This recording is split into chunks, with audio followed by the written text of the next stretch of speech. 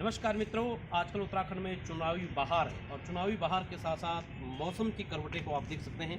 किस प्रकार से मौसम में परिवर्तन होता है, उसी प्रकार से यहाँ पे उत्तराखंड में राजनीतिक परिवर्तन भी देखने के लिए मिल रहा है। मैं भूपेंद्र कंडारी, स्वतंत्र पत्रकार। हमारे बीच में रोहित कमल जी हैं, जो एक शोधार्थी हैं और इन्होंने एक कुशल शिक्षक भी हैं। इन्होंने कई सारे बच्चों को अपने दिशा निर्देशन में पढ़ाया है और काफ़ी सारे छात्र जो हैं वो सफलता को भी प्राप्त किया है। मैं उनसे कुछ क्वेश्चन पूछूंगा आगामी विधानसभा चुनाव से संबंधित। जैसा कि मैं सबसे पहले रोहित कमल जी से कहना चाहूँगा कि आप अपना थोड़ा सा सूक्ष्म परिचय देने का कष्ट करें। सर, मेरा नाम रोहित कमल और मैं माइक्रोबायोलॉजी से रिसर्च स्कॉलर हूँ अभी हाल फिलहाल, और उस पर शोध जो है चल रहा है मेरा। देखिएगा, जिस प्रकार से भूपेंद्र जी ने मुझे इनवाइट किया, सबसे पहले थैंक यू। और आजकल जैसे जो विधानसभा चुनाव होने वाले हैं, उसमें सबसे पहली बात तो मैं ये कहना चाहता हूँ कि हम अभी लकी हैं जो हमारे देश में इस महामारी के चलते भी इतनी अच्छी हम लोग खान पीन व्यवस्था रखते हैं अपने अंतर्गत, और उस व्यवस्था के साथ साथ हम जी रहे हैं और आगे बढ़ रहे हैं। बाकी कई देशों में इस तरीके के लॉकडाउन्स हैं और ये बहुत सारी चीज़ें जो है ना बीच में क्या करती हैं, विघ्न या बाधा पैदा कर रही हैं।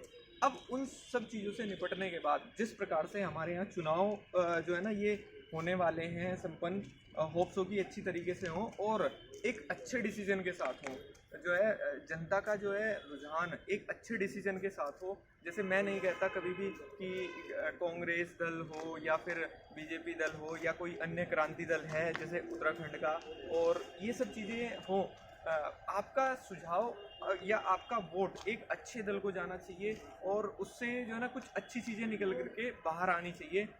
जैसे जिस प्रकार से पहले अभी बीजेपी ने राज किया है एक तरफा, तो उनको थोड़ा सा, जो एक मैं शिक्षक हूँ उसके होने के नाते एक सजेशन ज़रूर देना चाहूँगा उन्हें कि आप जिस प्रकार से वैकेंसीज निकालते हैं, आप बहाल करते हैं लोगों को, तो वो और ज़्यादा अगर मात्रा में हो तो यहाँ का युवा वर्ग आगे की ओर बढ़ेगा और जितनी ज़्यादा संप्रभुता होगी इस चीज़ को लेकर के, क्योंकि जो गवर्नमेंट एम्प्लॉय होता है उसी से वही क्या होता है, काउंटेबल होता है। जो बेचारा प्राइवेट कर रहा है वो मुझे नहीं लगता है कि वो कहीं पर भी काउंटेबल है किसी सरकार के लिए, वो केवल एक वोट मात्र है गवर्नमेंट का।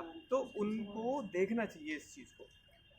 जैसा सर आपने बहुत विस्तृत रूप से उत्तराखंड और बेरोजगारों की समस्याओं को गिनाया, मैं आपसे एक प्रश्न पूछना चाहता हूँ कि राज्य बनने के बाद, जैसे उत्तराखंड राज्य बना, तो यहाँ के लोगों की बहुत सारी अपनी उम्मीदें थी। तो क्या उन उम्मीदों पे उत्तराखंड राज्य बनने के बाद, क्या उन उम्मीदों पे जो हमारी सरकारें थी वो खरा उतर पाई या नहीं उतर पाई?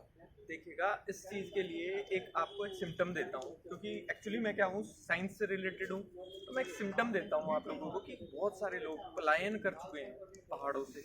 तो वो एक सिम्टम है कि शायद मेरा मानना है, ये केवल एक मेरा विचार है कि शायद नहीं खरे उतरे हैं हम लोग जब से हमारा प्रदेश स्वतंत्र हुआ है। हमारा प्रदेश आगे बढ़ने के लिए स्वतंत्र हुआ है, ना कि पलायन करने के लिए हुआ था। तो मुझे नहीं लगता है इस चीज़ का। जैसे आपने प्लान पे बात की कि उत्तराखंड में हम देखते हैं कि संरचनात्मक बेरोजगारी यहाँ पे देखने के लिए मिलती है, तो निश्चित रूप से सर हम ये भी जानते हैं कि जितने लोग आपका सरकारी सेवाओं की तैयारी कर रहे हैं या फॉर्म भरते हैं, लाखों की संख्या में बेरोजगारों की कतारें खड़ी हैं। तो ये भी हम ये जानते हैं कि सरकारें सब बेरोजगारों को, युवाओं को रोजगार देने में संभव नहीं है। तो आपका क्या मानना है कि सरकार को इस दिशा में क्या प्रयास करने चाहिए कि जो आपका स्वरोजगार की दिशा में इन युवाओं को लगाया जाए, इस दिशा में क्या प्रयास हमारी सरकार को करना चाहिए? देखिएगा भूपेंद्र जी, बहुत अच्छा सवाल है आपका।